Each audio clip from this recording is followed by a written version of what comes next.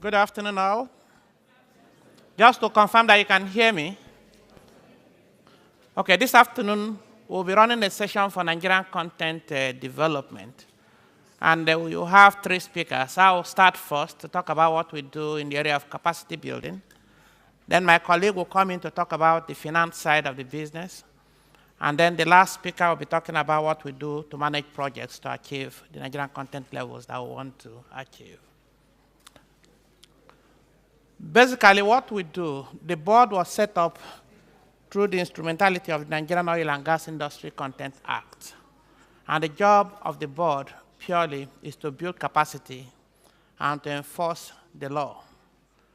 So I'll talk about the capacity side. Thanks. So basically, we have, I'll talk about where we are, the required capacity we need in the industry, what we've done about it, the challenges we faced, and the possible way forward. So the law, the NOGIC Act, the way we call it, in the schedule has defined different targets for us to achieve and different areas that we should focus on. And since the inception of the law in 2010, we've looked at so many different things. So if you see this as some of the things we've worked on, our happy land, I don't know if there's a pointer, our happy land is to get to the northeast, move all the initiatives such that you have high level of utilization of those initiatives. That's how you recover the investment, and then have the right capacity to support the industry. Now, to date, we've done the things you have at the bottom right corner are most of the ones we've worked on. For instance, in the area of FPSO integration, we integrated one of the largest FPSOs in the world in country, and we have that capacity. We've also developed a number of Nigerian vessels to the end that today we fabricate the vessels in country, and we have enough vessels to service most of our requirements and enough to go around Africa to support what is happening in Africa. We also have capacity in the area of dry docking, fabrication, and a host of the things you can see on the board. The issue is how do we make sure that all the established capacities are, 1, utilized, 2, sustained, 3, competitive, 4, support what the industry wants to do. In terms of who benefits from what we do in capacity building, I can put that to 3 groups. What the expectation of government, and of course the unemployed people in the country and everybody. And then the businessmen, private business people, vendors, who actually deliver the services, and operators. From my experience, we believe that operators benefit the most from what we do in terms of capacity building. Their cost gets affected, their chief cost advantage, their schedule gets affected, they can do things on time. And of course, the capacity that you establish, the size, helps them to achieve what they want to do. So we think we need to work together, collaborate with operators and government to deliver capacities required in countries. In some places, they see local content as evil. But from my experience, working many years in Shell as a cost manager, and now working in local content, we need to have capacity close to the business so that we can get things done on time. In terms of approach, now if you check the dots now, the green dots are for initiatives that are started by operating companies. The red dots are for initiatives started by private companies, vendors, and the yellow dots are the initiatives that we started as government and regulators. We tend to achieve more when the operating companies are involved. They create market for it, they have technology, they have money, and they know where it pens most and where they can use those initiatives. So capacity development in the industry should be a collaboration between operating companies, the service providers who will use those initiatives, and of course, government. But government dishing out the initiatives alone, most times we face a lot of challenges and we are not very successful. One area we've done a lot in terms of capacity building is the area of human capital development.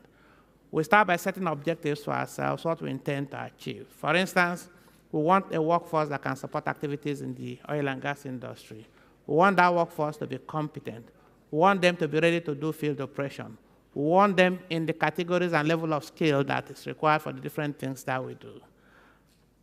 Now, to do that successfully, we start by putting a framework, a clear framework that is understood by all the parties. For the Human Capital Development Initiative, first challenge has to do with quality of people and how you deliver the human capital in terms of efficiency. We also ensure that you have a spread to ensure that it cuts across the nation. And then we have a policy that ensures that you just don't train for training's sake. When you train people, 60% of the people you train should have access to gainful employment. So we call that the 60-20-20 rule. So 60% will have access to employment. 20% of the training will focus on people that are already working in organizations. So you want to high-grade their skills to ensure they can perform better. And 20% are for new entrants. But we have to sustain and grow local training capacity. To the end that today I can tell you that Nigeria is becoming a training hub, and Africa can come over to train people in Nigeria. The training centers are ready to support. In terms of the strategy, we ensure that the trainings are all competence-based, so that we're able clearly to map that you've moved from one level of competence to the other level of competence. If not, we don't know. We'll just be training for training's sake. All the trainings we do come with entrepreneurship and digital competencies. That's where the world is going, and that's what we want to do. That's what we want to achieve. Again, we're also trying to strengthen the training institutions to ensure that we are not just training. When people come out of formal education, formal training, they should have the skills they need to serve the industry. That way, we minimize the number of times we have to train people and move them from place to place. We have the Association of Trainers for Oil and Gas in Nigeria who are doing an incredible job in making sure that they have the right skills to train people, and people who get trained get certified. Now, the training is made up of classroom and on-the-job training. So you go to the classroom, you are given part of it, then you have to get industry experience. That's the only way you serve the industry very well. And finally, we look at certification in terms of local and international certification. That way, we're able to get, trainees or trained workforce to move across Africa. Africa needs support, and if we train them and certify them internationally, then it's possible to have somebody move from one country to the other and deliver quality services. That's what we try to do. The processes that we use, I'm happy to tell you today we have trained over 16,000 workforce, and we spent quite a lot of man-hours in training. Most of them have been gainfully employed, and we are still training more. We've not stopped training. We are going to do regular industrial assessment to ensure that we have a collaboration with the operating companies. And again, if we train and they have access to the training database, then we are sure they will take them up, give them opportunities to work in the industry. The other area we've worked significantly has to do with materials that we use in the industry. So we start by doing research to see if it's feasible. For sure, we're not going to be able to manufacture all the materials we need in the industry in Nigeria. But we're able to rank them and select the ones that will add the most value, and considering resources, the ones that we can easily do. We carry out our self-assessment every now and then to know whether we are moving in the right direction. And from what you can see, in some cases, yes, we achieved the objective of the development of those materials. We have a clear framework that focuses on quality, value, cost, and of course, the development of in-country manufacturing facility. The board is trying to set up a park that will help people easily start up the business of manufacturing. And we also support people who on their own are trying to expand their manufacturing capacity in country. What I can say is today we've grown capacity in the area of manufacturing significantly, but we still have a long way to go. We cannot do it alone. We need technology, we need investment, we need people to come into the country and invest. And there are opportunities. For the ones that we have not started, opportunities exist for investors to come to Nigeria, invest, and support. Local content is not Nigerianization.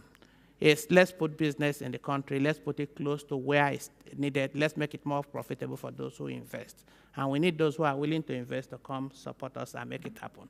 For sure, if we manufacture in country, we reduce importation, we reduce capital flight, and then we create jobs and make the economy more buoyant and more interesting for everybody. In some cases, we develop policies to gift it to what we are trying to do. Like in the case of line pipe, we want to develop line pipe in country. And so the best way to do that is to say there's a policy which says if you manufacture line pipes locally, we'll utilize it locally if the quality is right. And we try to get the quality right, we try to get the value right. But we need the support of the users, the operating companies, all the time to succeed in all the initiatives that we do. We are working on a number of initiatives and at various stages of delivery, and we'll continue to work on them. In terms of facilities, I'll be the first to tell you a number of big facilities have emerged since we started local content, to the end that we have the FPSO facility in country. We can fabricate a number of good stuff in country, and more facilities are coming in. We've checked where ultimately we want to maximize domiciliation in country. We want to do more of the jobs in country. But where we have shortage in capacity, we have to offshore those jobs to get them done. The most important thing is delivery. Let's make it happen in Nigeria. Let's support the industry. We have also a framework for that, and the focus is on expanding the capacity in country, using the resources that we have, and of course, enforcing the utilization of those capacities that we've established. If not, people will just invest their resources and will not get the value that they want. If we're able to do that, then we enforce that there's offtake. And once there's offtake, we also ensure that jobs are created. In all cases, all the companies doing manufacturing, all the companies doing fabrication, to assure the investors and take away the risk, we ask them to go through the ISO certification process to tell people that there's a system in place that will give them the value that they want and ensure that they succeed. That's the total integration yard for the Egina FPSO. That was successfully done in Nigeria. We want more like this to happen across Africa, and the economy of Africa will surely take off. In the area of marine vessel, I'll be the first to tell you that over 50% of the vessels we use in country are owned by Nigerian businesses. And over 40% of those vessels are now being fabricated in country. We now need to improve capacity to manufacture vessels that are in class. We now need capacity to do dry docking and maintenance of those vessels. We now need to put businesses in the hands of people who need them in Nigeria. So in summary, I think we've started the journey towards developing capacity in country. There are challenges. Some of them we're able to manage, but we still need resources, we still need support, we still need technology to get these things delivered. Yeah? Enough reasons, enough excuses for not utilizing the capacities that we've developed. It will always evolve. There will always be reasons for why we do things. But if we work together as an industry, if we have the operators, we have government and everybody pulling together, I'm sure our 70% aspiration, will be easily realized. Operating companies in Nigeria, some of them have excess capacity that we can ship to Africa. We've done a lot of job on the quality of the things that they do, and we are ready to serve. Nigeria is open for business, and we are ready to support Africa. So why not call us? Let me stop there. Thank you very much.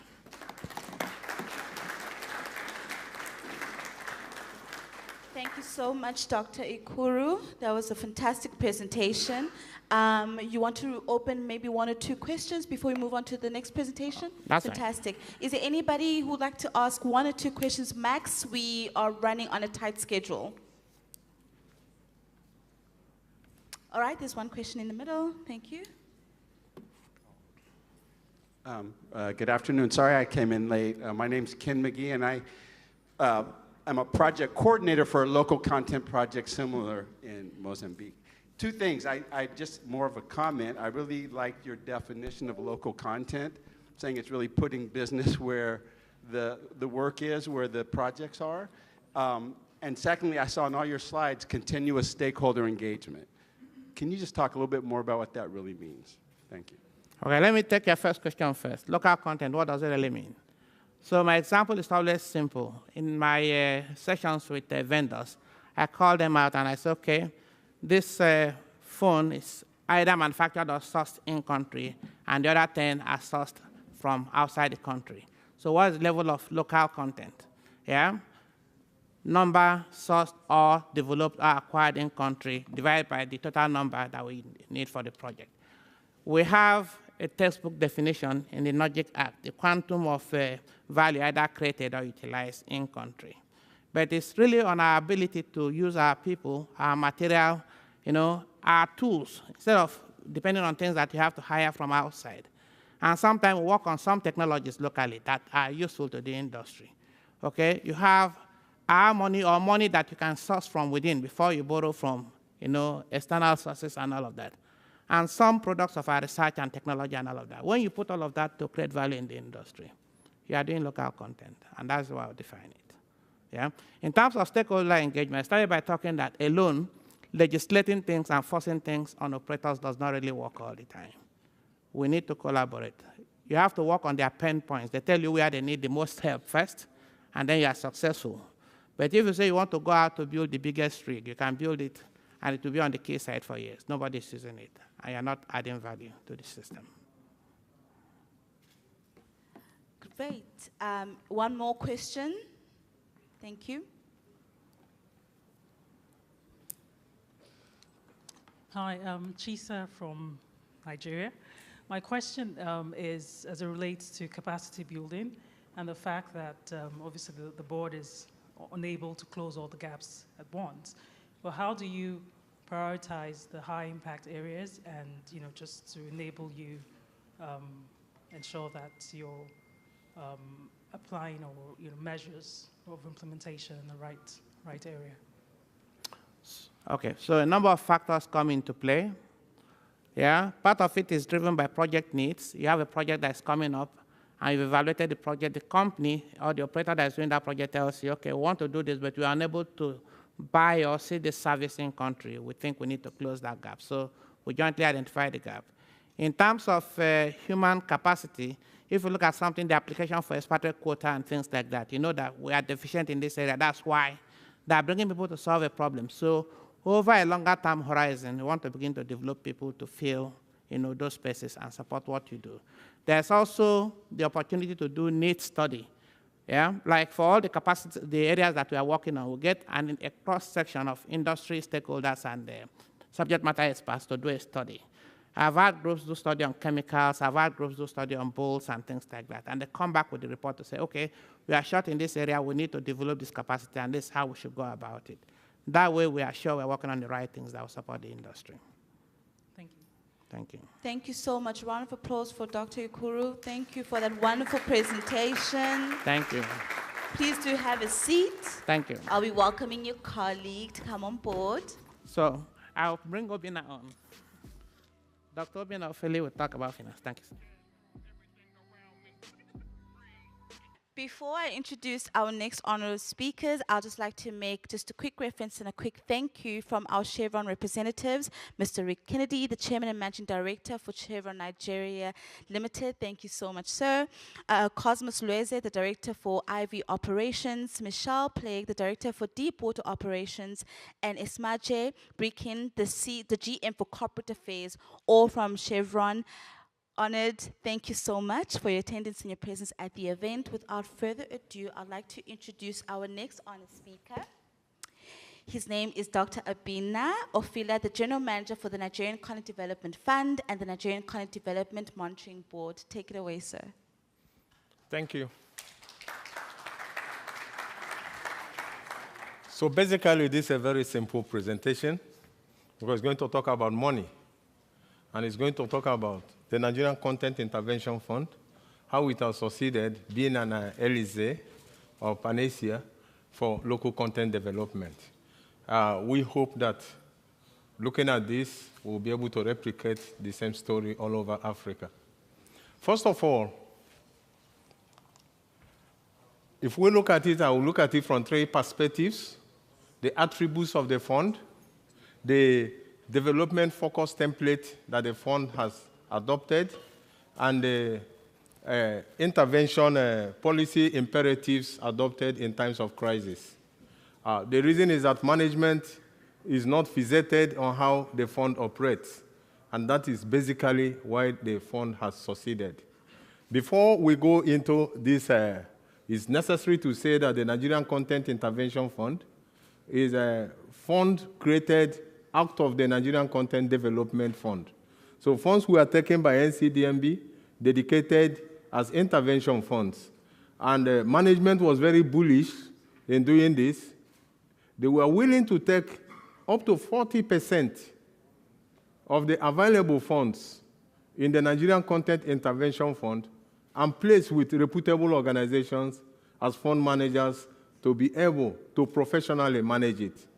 So let's look at the attributes of the fund. The first important thing to say, which is what I've said, is that the Nigerian Content Intervention Fund had an independent funding source. And the independent funding source is the Nigerian Content Development Fund. For the purpose of those of us who do not understand, the Nigerian Content Development Fund is a fund created by government deliberately because of the financial issues. It's very difficult to get finance to finance operators in the oil and gas industry in country. Most times, operators go and source funds from outside the country. So this comes, it poses its own challenges and exchange risk, associated issues of delays and all that. So the Nigerian Oil and Gas Industry Content Development Act of 2010 required that 1% of every contract in the upstream sector in the Nigerian oil and gas industry will be taken out and placed in this fund for the purpose of financing the growth, local capacity building, which my colleague talked about earlier. So it is from this fund that management, in its wisdom, brought out about 40% of that in various intervention funds, because when we say Nigerian Content Intervention Fund, it's not just one. It's also important for us to note that the Nigerian Content Intervention Fund is not the only intervention, financing intervention that the NCDMB took in the oil and gas industry, because there are a series of equity investment interventions that took place in places where there are gaps. Some of these have already reached maturity stage, they are in various stages of development. So at the right time, it will be talked about, but it's just important to mention it. Another aspect that we need to talk about with regard to the attributes is the effective management. This fund, intervention fund, operates under very strict governance structure. First of all, we decided not to pick a commercial bank, but to pick a reputable development finance institution, the Bank of Industry. We looked at them. They have, over time, a non-performing loan template of less than 5% over several years. They are also not fixated on profit making. They are more mindful of development. And that is also the focal point of NCDMB. So that's why management decided to pick a BOI. The second bank picked to manage another aspect of the intervention funds is the Nigerian Bank, the same panacea. So 100% credit risk with regard to the strict governance structure. We made clear that 100% the fund managers will bear 100% of the credit risk to ensure that due diligence is applied at all times. We also made sure that there is equal profit share, income sharing. So whatever income is coming from the fund is shared between the fund manager and the board. This enabled the board to become self-funding. So the board does not even rely on the Nigerian government to fund its operations. It's also important to say that the board developed alongside the fund managers through bilateral working groups a well-detailed, well-defined product papers. Gaps were identified. So the 5 product papers being managed by the Bank of Industry, the fund with Bank of Industry, comprise manufacturing, asset acquisition, contract financing, loan refinancing, and community contractor financing. Community contractor financing to be able to solve the problem of hostility and the issues with the host communities. The loan refinancing, we noticed that a whole lot of companies were going down from issues in the industry during the oil shocks and others. So we needed to refinance the loans they had with commercial banks, which were now running at default rates. So it's also important to say that the coverage, $300 million was placed with Bank of Industry in the first instance, and another $50 million placed for NOGAP's manufacturing fund. And I've already mentioned the 5 products. Then there's a second $50 million with Nigerian Bank, which was placed to try to help women in oil and gas to easily access finance. and also to finance working capital and capacity building. I will talk about that later. The second aspect of, the second perspective of the conversation on the Nigerian Content Intervention Funds as a success story has to do with the development-focused template that we adopted for these funds. It's important that we looked at the whole problems and challenges that access to finance posed in the oil and gas industry. So what was done was to have well-defined product papers to address these gaps across supply chain and activity chain in the industry. I've mentioned most of the product papers. We also ensured that these loans were availed to beneficiaries at single-digit interest rate, all in, maximum of 8% per annum, fixed throughout the duration of the loan. So if the tenure of the loan is 5 years, you just go rest assured that your loan will run at 8%. There's nothing like tomorrow we say the cost of funds have increased, or we say that due to economic situations, just as it happens with most commercial loans. So it's fixed at 8% throughout the tenure of the loan, 8% per annum. And we have an assured long tenure, because one challenge that people who are looking for financing faced is that most of the banks who are not willing in country to lend long. So we made sure that you can have this loan for a tenure of up to 5 years. And it is ICT portal-based, automated loan process all through. So you can remain in your office and fill the application without having the need to go and see the banker. You go into the system, the requirements are all there, you apply. This solves a whole lot of problems, increases efficiency, and eliminates several issues that we know that often crop up in seeking this finance. And then there are no administrative or management fees. This is an agreement. Once you agree the interest rate, there is nothing, the bank is not going to charge you any administrative fee, any processing fee, or any management fee. It's also important to say that because of the usual trend of when you apply for a loan, you wait for a very long time. You don't even know when that processing will be over. We agree that the maximum processing time cycle is 45 working days. So if you're able, from the day you upload all the required documentation for the loan. The third perspective is the policy imperatives that the board put in place during crisis situations. So the management of the board made sure that we are very pragmatic with regard to situations. So when crisis comes up, we are able to tweak this.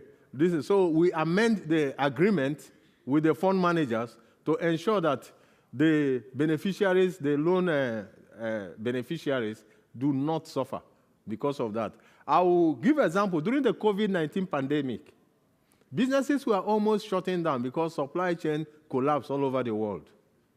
The oil companies started calling in. In fact, most of the contracts became on call-off basis.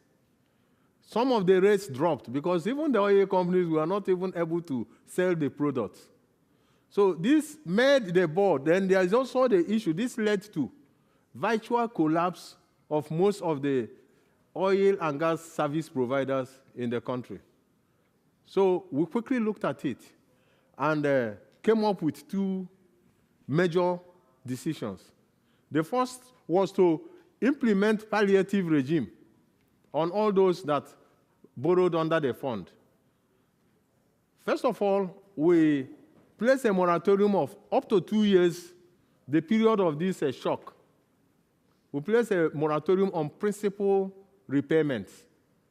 This process of moratorium on principal repayments led to extension of the tenor by up to 2 years. So except you say you do not want to take it, then automatically it's there for you. If you are supposed to repay, so this pushed the tenor of the loans from 5 years to 7 years. So this helped a whole lot of companies to weather the storm. We didn't stop there. We also directed the fund managers to reduce the interest rate from 8% per annum to 6% per annum during this period of 2 years. So this actually helped a lot of the companies to weather the storm. And this has helped in making sure that we do not have default in these loans. The second decision that was taken was the initiation of the $50 million fund with Exim Bank for working capital, because so many of the companies ran to the board that they will have to downsize because of it's an obvious economic decision. And because we are developmental in nature, we said, no, let us offer you support, working capital support, so that you will be able to weather the storm. And that's how this came up, the $30 million soft fund with a very soft collateral, better pricing of 5% per annum, fees throughout a period, up to 5 years tenor on the loans, and the same ICT, and we reduce the processing time cycle from 45 working days to 21 working days in the new bank. So all this led to, as I talk to you, the seed funds with the Bank of Industry on the Nigerian Content Intervention Fund is all lent out. I don't think we can talk about the many banks. If we look at the statistics here, we see that percentage of approvals to applications is 65%. I don't know how many commercial banks the world over that have this type of record. 65% of all the people that applied for the loan were approved.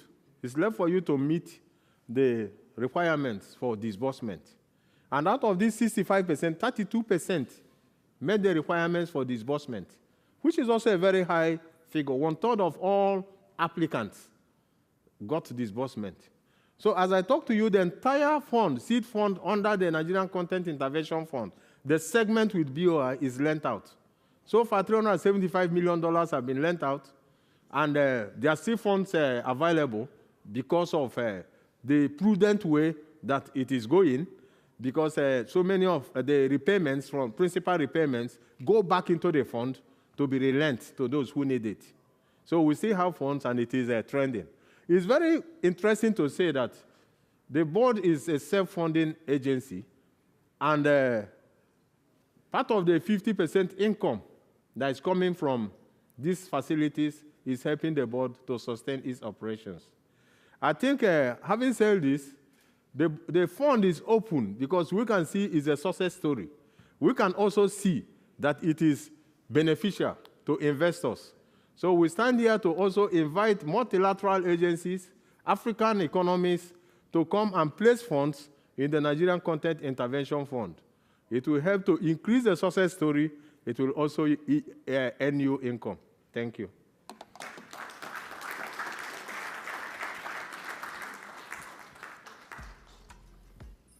Thank you so much. Any questions? Yes, please may you assist. Got 2.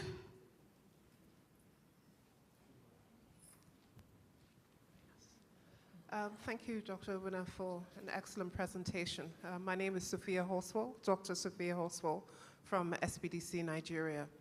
My question, for the $20 million funding that goes to women in oil and gas, what's the current utilization rate, or is it early days yet? And what have you heard, if any, of the challenges of women accessing this fund? Thank you. Okay, thank you very much for that question. So for the Women in Oil and Gas Fund with Exim Bank, the utilization rate is low. I don't know why the women don't want to come forward and take it.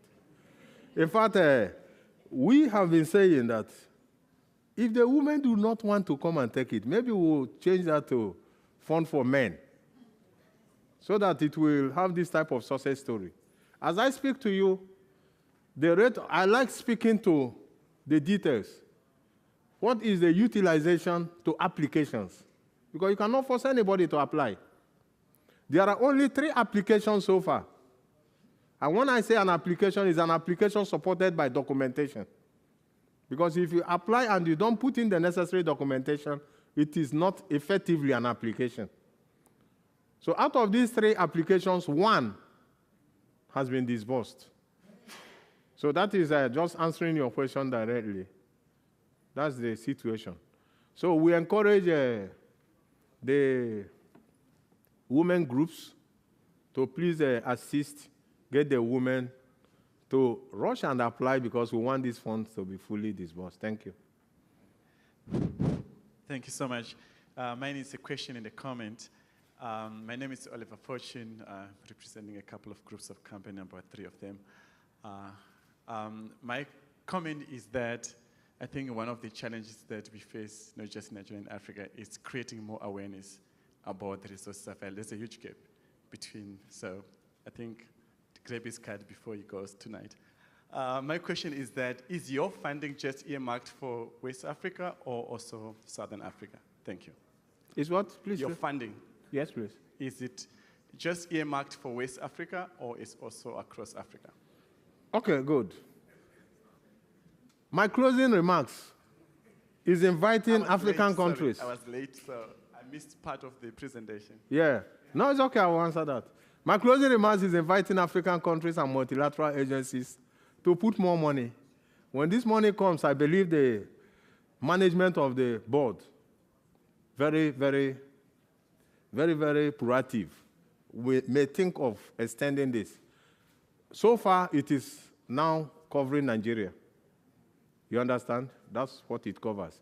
But I want to answer this question by looking at the working capital and the capacity building fund with Exim Bank, the second leg. The Exim Bank specializes in service. And this fund, the focus of this fund is to help operators prepare under the AFTA to be able to offer services across the African continent, the oil and gas business. So what it means is that it is also preparing companies that benefit from that fund to service the entire African oil and gas space. But directly answering your question, any country that puts in money into the fund, I think management may look at it potentially to cover companies from that country. Thank you. Thank you. Okay, thank you very much. We've unfortunately run out of time, but a round of applause for Dr. Ofili. Thank you so much for your honored presentation. Please do take a seat. Okay, thank you. All right, we'll be conducting our last presentation for the afternoon. I would love to welcome to the stage Engineer Bamidele Abayomi, the Director for Project Certification and Authorization for the NCDMB. Apologies, thank you.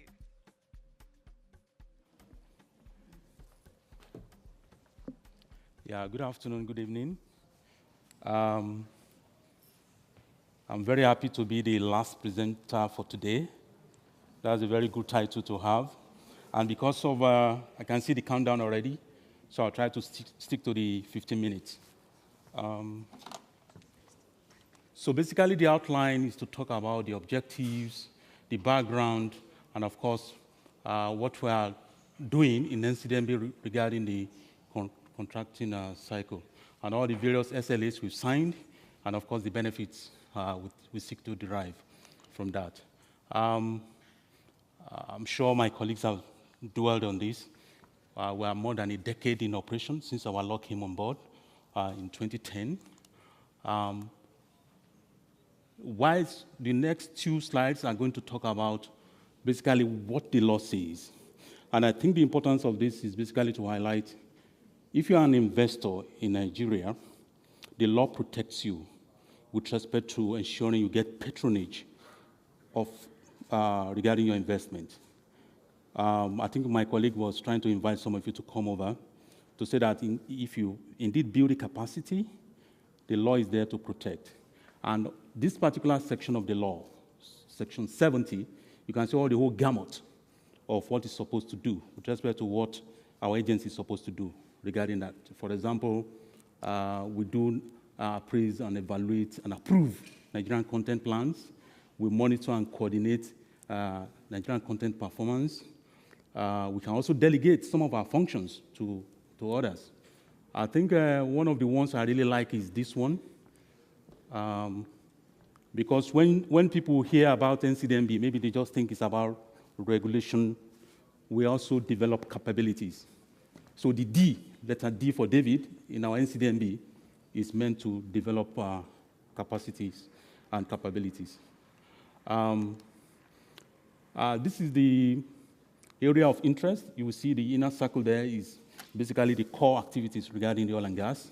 And as you go out, you see all the various linkages to the other aspects. So if you have a rig, you may need some hotel services, legal services, immigration, and stuff like that. So yes, it's oil and gas, but it has tentacles to the other aspects of the economy. And that's why you see us, when we are doing the Nigerian content plan, or trying to midwife the contracting process, you see us touching some various areas of the economy beyond just the equipment or facilities. You can Google the NOGIC Act, NOGICD Act, online, and at the back, we have about 278 items listed there. And you see the various percentages that were supposed to domicile in country. This is another fantastic aspect of the law. You have the clause is about first consideration shall be given to Nigerian operators when it comes to the award of blocks and licenses, Nigerian goods and services, and also employment. Those are the three key areas that we try to use our contracting cycle to midwife. So those previous slides are about the what the law says. So, but how do we now really make it happen? That's where the contracting cycle comes in. Whether it is the pre-qualification stage, or the bidding stage, or the award stage, all these three areas, we have provisions for them in the law. And you see all the various points we go into to make this happen. Mind you, we are just regulator. We don't do award. When it comes to the actual award, it's up to the JV partners or the PSC arrangements that may be in place by the operators. And this basically is more or less grouping the various points together: opportunity, technical, commercial, and of course, the award. Based on all the complaints that we had, when the executive secretary came on board in 2016, he went around, and one of the things he said is that he said that there's a 15 days rule, which means that if you write a letter to him and you do not get approval, consider it approved. To document that or to formalize that, we introduced the SLA. Incidentally, this year was also the year that we started our 10-year roadmap, 2017. So we started with LNG, and I keep saying it anywhere I go, that I give kudos to the then MD of an LNG. It's one thing for a regulator to come to you and say, I want to sign a SLA with you, and for that company or operator to agree. He bought into it, somewhere a bit sluggish. This was around March. We started, and then we got it signed off in May. This was towards the end of the year, before the OPTS jumped on board, but it was only the operators that jumped in. The senior partner, known as NNPC, they were not part of it. And then roughly a year later, the independents came in. And these are the various days we set aside for those various tender processes, or milestones, as we may call it. You can see as at then, the NC plan alone was about 30 days to get it done. So currently, this is where we are with respect to the various days for the approval. In view of the complaints that we had in the industry, we now did an optimized version, and you can see the differences and the gain. Basically, we try to lean the process so that it's not too cumbersome. The mandate is that we should ensure we finish our contracting cycle in 6 months. And if you look at each of them, let's say the processes, all the steps, we reduced it from 45 to 35. When you see the, for open competitive tendering, from 3 to 7, 180 days. That's the target. And you can see the bottom one, single sourcing, from 185 to 128 days. So this is what we are trying to operationalize now. basically to make sure that within 180 days, we want to make sure the contract is in place. And the idea is that if you have an investment, there's nothing that can be as painful that you are bidding for a job and it takes you like 2 years, 3 years for you to even get a contract awarded, with all the bankers knocking on your doors and you have to pay salaries. So that is what is driving. This is the picture we took when we signed it off in Abuja last month. And we're excited about where we are currently with respect to making it go forward. These are the numbers. If you total it, the OC there means open tendering, SL selective tendering, and SS single or sole source. If you total all the numbers, you will see that roughly for the longest one, which is the first column here, we are roughly about 48%. So 48% of the time, your documents are with us, 52% with you. This one is about 1/3, which is the fastest. Essentially, you kick the ball to our court, we kick it back as quickly as possible. One key clause in this new template is that 15 days rule is now formalized, such that if you write to us, we don't reply, consider it approved. Basically, these are the benefits, and I won't spend much time about it. Economic growth, jobs, revenue, of course, cost reduction. And like I said, we started in 2017, 2018, as if we knew the benefits of having SLA in place. You can see what is happening to our targets with respect to the roadmap. So Nigerian content, well, at 54% performance compared to the target of 42. Because if there's no contract, there's no project, then there's no local content. It's important that we get the contracts going before you can do any measurement around Nigerian content performance. Last slide. Essentially, we're all doing this because we want to be number one and remain number one MDA in Nigeria with respect to ease of doing business. Yes, we're a regulator, but we're not a blocker. Our purpose is not to block your investment or slow you down. Essentially, we want to make sure that everything goes on smoothly. And we are very delighted that the agencies of government, private sector, public sector, recognize our performance to date. Thank you very much.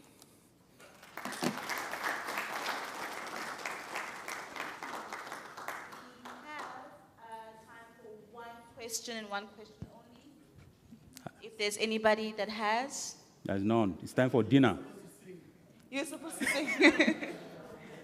Thank you very much. Nothing? Yes, nothing. Okay. Okay. I would like to take this moment. It's fine. Thank you. Just a couple of house remarks, before we all depart. I would love to please acknowledge the executive director for the executive secretary. Apologies for that. Engineer Simbi Wabote, who's executive secretary for NCDMB. I'd love to acknowledge his presence. He's here, the big boss. Thank you so much for joining us.